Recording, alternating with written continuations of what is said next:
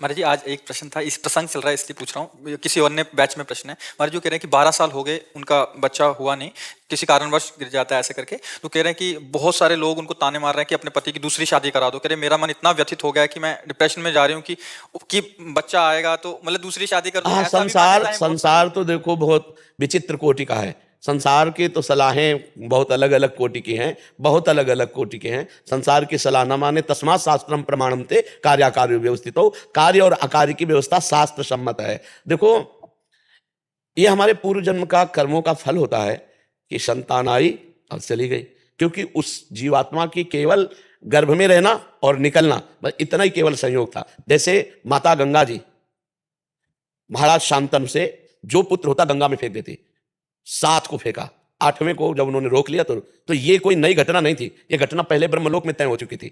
जब अष्टवसु को वशिष्ठ जी ने साफ, वो बड़ी कथाएं हैं, उन कथाओं का, वशिष्ठ जी के पास एक नंदिनी नाम की गाय है जो सर्व सुख प्रदान करती है। मतलब जो आप चाहो, जैसे कल्पतरु तैसे वो कामधेनु, जो चाहो आप वो दे दे, और उसका दूध पीने वाला अमर हो जाता है। तो 8 वसु जा रहे थे, उनकी पत्नी एक के साथ थी, तो उन्होंने कहा ये बहुत सुंदर गाय, बोले तो कामधेनु गाय है। कामधेनु की महिमा बताई तो प्रलोभित हो गई, और उसने कहा मृत्युलोक में मेरी एक सखी है, इस गाय का अपहरण कर लो, इसका दूध पिलाएंगे तो अमर हो जाएगी। वो गाय अपहरण कर ली। थोड़ी देर में वशिष्ठ जी आए, वशिष्ठ जी देखा गाय नहीं, ध्यान के द्वारा देखा तो अष्ट वसु लिए जा रहे, वहीं प्रकट हो गए और कहा तुम नीच कर्म किए, देवताओं से भी श्रेष्ठ वसु होकर के एक ब्रह्म ऋषि की गाय चुराई, जाओ तुम मृत्युलोक को प्राप्त हो। तो 7 चरणों में गिर गए। 8वें की पत्नी ने ये सारा प्लान बनाया था, 8वें सम्मिलित सब थे। तब उन्होंने कहा महाराज मेरी कोई गलती नहीं, मैं केवल 7 था। तो बोले 7 ही जन्मोगे, पर जन्म लेते ही मुक्त हो जाओगे, लेकिन 8वां ये मुक्त नहीं होगा। तो उनका प्रभु वसु से हमको मनुष्य लोक में जन्म लेने का शाप दिलाया इसने, तो मुझे मृत्यु लोक में स्त्री प्राप्त ना हो। तो उनका एवं मस्त ऐसा ही हो। तो देखो 7 जन्मते गंगा जी ने मार दिया, गंगा जी के जल में फेंक करके।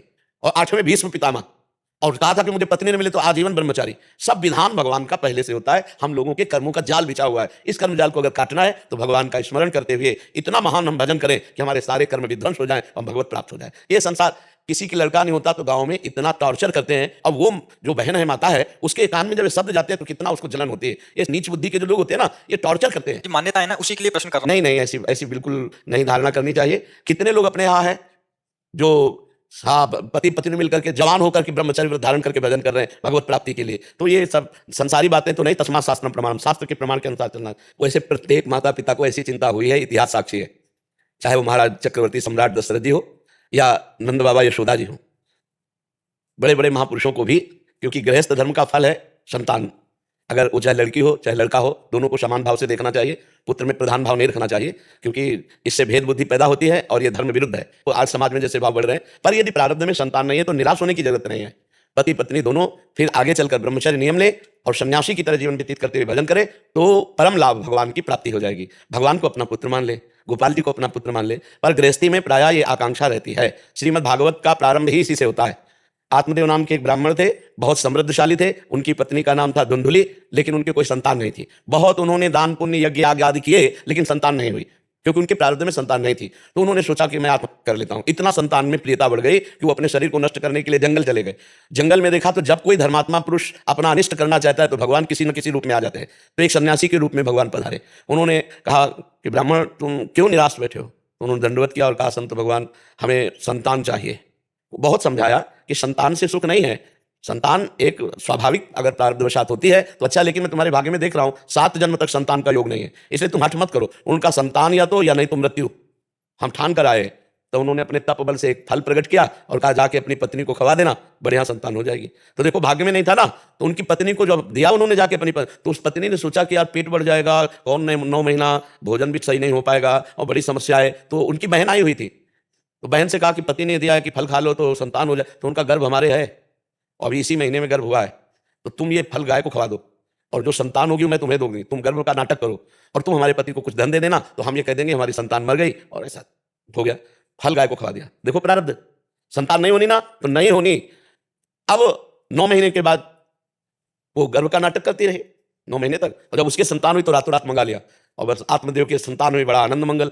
इधर अभी आनंद मंगल मनाया जा रहा है कि गाय के संतान हुई, कान भर केवल बछड़े के, गऊ के जैसे, और पूरा शरीर मनुष्य का, क्योंकि तब से वो महान ज्ञानी गोकर्ण जी महाराज, और उसका नाम रखा धुंधुली ने, अपने नाम से मिलता जुलता धुंधकारी।